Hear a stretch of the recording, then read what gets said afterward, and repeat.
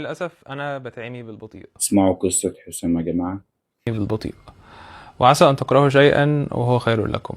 الحمد لله أخيرا الأكاونت اتفتح، ونقدر إن احنا نبدأ من دلوقتي كراود فاندنج كامبين إن شاء الله. انتوا كنتوا جزء من الرحله دي من اول يوم. انا حاولت اعمل علاج على نفقه الدوله، للاسف الموضوع فشل. حاولت ان انا اوصل بالعمليه لتكلفه اكون قادر عليها بشكل كامل، وللاسف برضو الموضوع فشل. فالحل الوحيد دلوقتي بالنسبه لي عشان اقدر ان انا اكون بحارب وبكمل حياتي بالشكل اللي انا متعود عليه هو ان احنا نعمل كراود فاندنج كامبين ان شاء الله. الاكونت اتفتح الحمد لله، وبيكون بالكامل تحت اشراف والتحكم بتاع وزاره التضامن المصريه.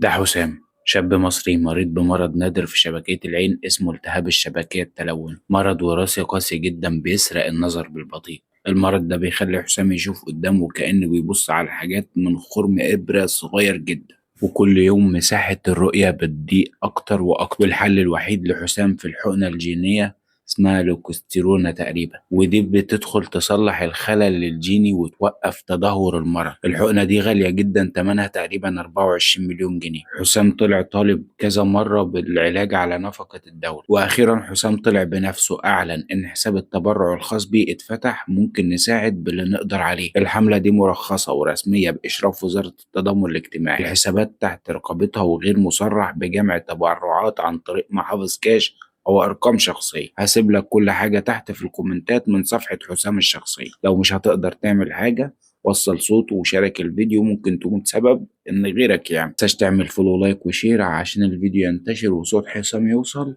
وتصلي على النبي.